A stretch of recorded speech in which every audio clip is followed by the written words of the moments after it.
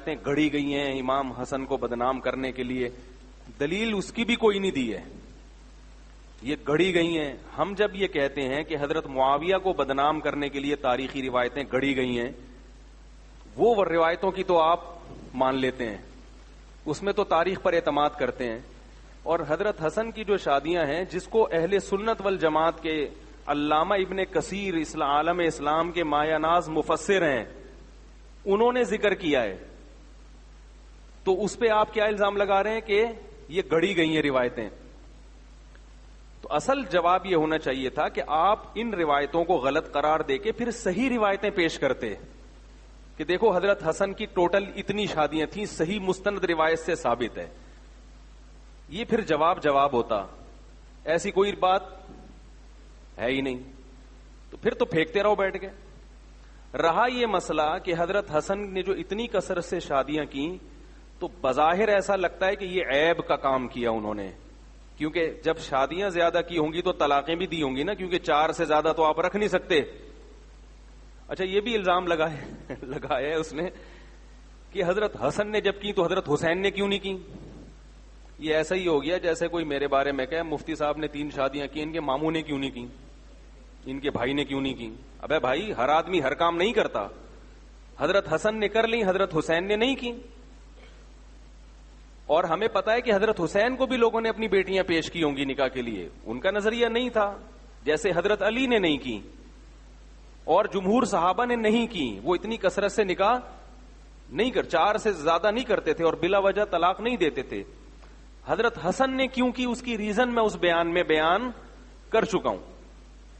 تو اصل جو بنیاد ہے وہ یہ ہے کہ ان کی اتنی کثرت سے نکاح کو اہل بیت کی گستاخی سمجھا گیا ہے. یہ بنا ہی غلط ہے. اصل میں ہم اپنے معاشرے کے لحاظ سے صحابہ کرام کو پرکھتے ہیں. عرب کے کلچر میں طلاق کو زیادہ معیوب، زیادہ کا لفظ بھی میں خود بڑھا رہا ہوں، عرب کے کلچر میں طلاق کو سرے سے معیوب سمجھا ہی نہیں جاتا تھا.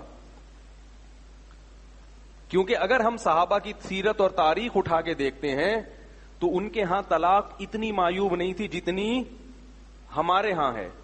سوال پیدا ہوگا کہ رسول اللہ صلی اللہ علیہ وسلم نے تو ارشاد فرمایا حلال چیزوں میں سب سے زیادہ ناپسندیدہ کیا ہے؟ طلاق ہے. تو اسی حدیث میں آپ کی بات کا جواب موجود ہے. ناپسندیدہ ہونے کے باوجود ہے کیا؟ حلال ہے. ناپسندیدہ کیوں ہے؟ اس لیے کہ اس پہ جو نتائج مرتب ہوتے ہیں وہ نتائج برے مرتب ہوتے ہیں. اس سے خود پتا چل رہا ہے کہ اگر طلاق کا نتیجہ برا نہیں نکل رہا تو پھر طلاق معیوب نہیں ہے. اس لیے اللہ نے حلال رکھا ہے اس کو. کیونکہ ہم صحابہ کی تاریخ حضرت مغیرہ ابن شعبہ رضی اللہ تعالیٰ عنہ نے بہت کثرت سے نکاح کیے. وہ خود کہتے ہیں کہ میں نے 70 سے زیادہ شادیاں کی ہیں. حضرت مغیرہ ابن شعبہ رضی اللہ تعالیٰ عنہ کیونکہ بہت زیادہ مالدار تھے، نکاح کرتے تھے، طلاق دے کے ٹھیک ٹھاک پیسے دیتے تھے عورت کو، پھر دوسری شادی کرتے تھے. اب ہمارے معاشرے میں طلاق کو اس لیے معیوب سمجھا جاتا ہے کہ لڑکی کا بیڑا غرق ہو جاتا ہے.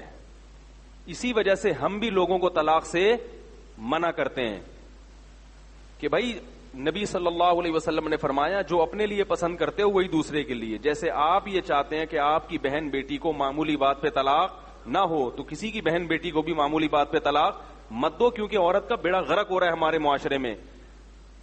حضرت حسن نے جن عورتوں کو طلاق دی ان کا بیڑا غرق نہیں ہوا. عرب میں طلاق یافتہ عورت کے لیے طلاق کا دھبا کوئی دھبا نہیں سمجھا جاتا تھا. آپ سیرت اٹھا کے دیکھیں صحابہ کی، ایک عورت کو طلاق ہوئی فوراً 10 رشتے آ گئے اس کے لیے شادی کے لیے. عدت گزرنے سے پہلے رشتے آتے تھے. قرآن نے پابندی لگائی ہے صحابہ پر کہ کسی عورت کی عدت سے پہلے نکاح کا پیغام بولو بھائی مت بھیجا کرو. یہ پابندی قرآن کیوں لگا رہا ہے؟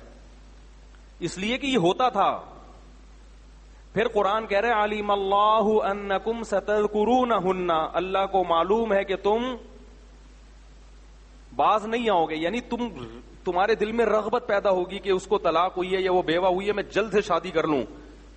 تو اللہ نے پھر فرمایا کہ تمہیں اتنی چھوٹ دے رہے ہیں کہ لا جناح علیکم فیما عرضتم به من خطبۃ النکاح، عدت کے دوران گول مول طریقے سے نکاح کا پیغام بھیج سکتے ہو.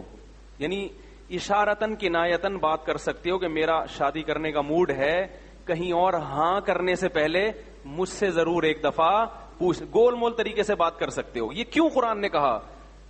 سورہ بقرہ کی آیتیں، علیم اللہ انکم ستذکرونہن، اللہ کو پتا ہے کہ تم لازمی یاد کرو گے، تم سے صبر نہیں ہوگا. یہ طلاق یافتہ اور بیوہ عورت کے بارے میں قرآن کہہ رہا ہے. اس سے پتا چلا کہ اس زمانے میں عورت کے بیوہ ہونے کے بعد بھی گھر بسنے کے اتنے ہی چانسز ہوتے تھے جتنے کنواری کے ہوتے تھے، اور طلاق کے بعد بھی اتنے ہی چانسز ہوتے تھے جتنے کنواری کے ہوتے تھے. حضرت جعفر طیار رضی اللہ تعالیٰ عنہ جوان ہیں، شہید ہوئے، ان کی بیوی حضرت اسماء بیوہ ہوئی ہیں. حضرت ابو بکر نے بھی نکاح کا پیغام بھیجا، حضرت علی نے بھی، دونوں قریشی سردار ہیں، کتنے خاندانی رشتے آئے ان کے لیے. حضرت اسماء نے حضرت ابو بکر کے نکاح کو قبول کر لیا عمر کی وجہ سے، اور حضرت علی کے نکاح کو مسترد کر دیا کیونکہ ان کی عمر کم تھی.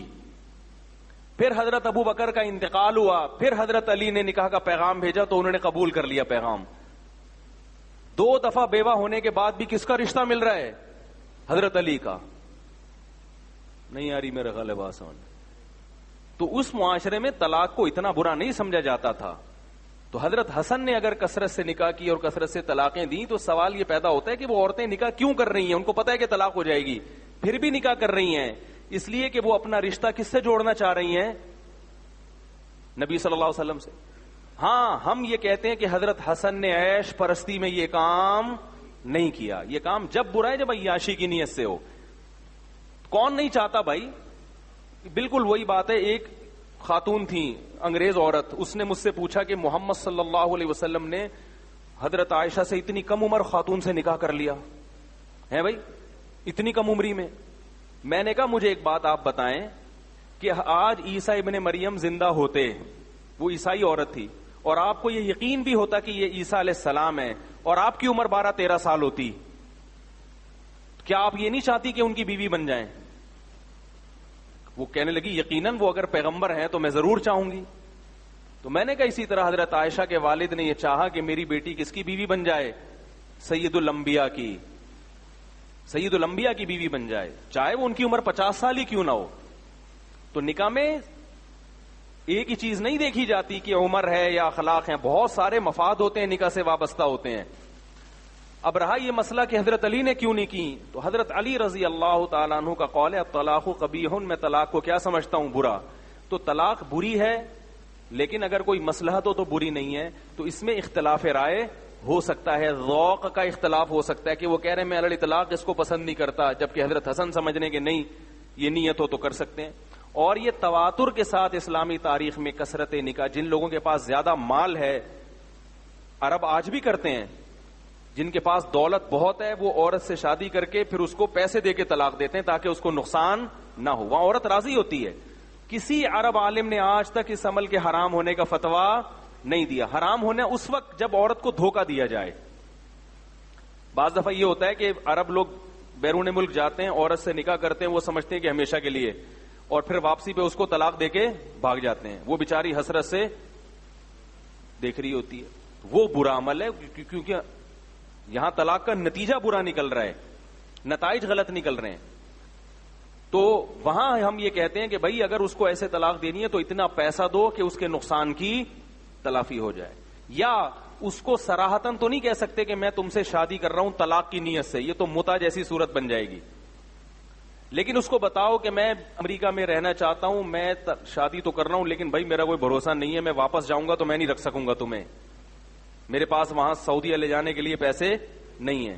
تو یوں تو نہ کہہ کہ میں طلاق دے دوں گا، لیکن اس کو دوسرا رخ بھی دکھا دے کہ بھائی واپسی پہ میرا کوئی بھروسہ نہیں ہے، لے جا بھی سکتا ہوں. ایسے گول مول بات کرے تاکہ بعد میں جب اس کو طلاق دے تو پھر اس کی تلافی بھی کرے اور اس کے ذہن میں تھوڑا سا تصور ہو. یہ زنا سے بچنے کے لیے جو فورن کنٹری میں لوگ جاتے ہیں، عرب لوگ خاص طور پہ یہ کام کرتے ہیں. تو اس میں کچھ ڈیٹیل ہے، آپ یہ نہ شروع کر دیں ایک دم، کیونکہ ابھی میں اس ٹاپک کو پہ مزید لے کے چلوں گا تو بات لمبی ہو جائے گی اور وہ اصل موضوع رہ جائے گا. تو یہ وہ لوگ جن کو زنا میں پڑنے کا بہت زیادہ خطرہ ہے، وہاں ان سے کہا جاتا ہے زنا سے بہتر ہے کسی خاتون سے نکاح کر لو، اور جاتے ہوئے اس کو پیسے ویسے دو، اس کو راضی کر کے طلاق دے دو تاکہ اس کو نقصان نہ ہو. اول تو یہ ہے کہ نہ دو طلاق، لے کے جاؤ اپنے ساتھ اس کو، لیکن اگر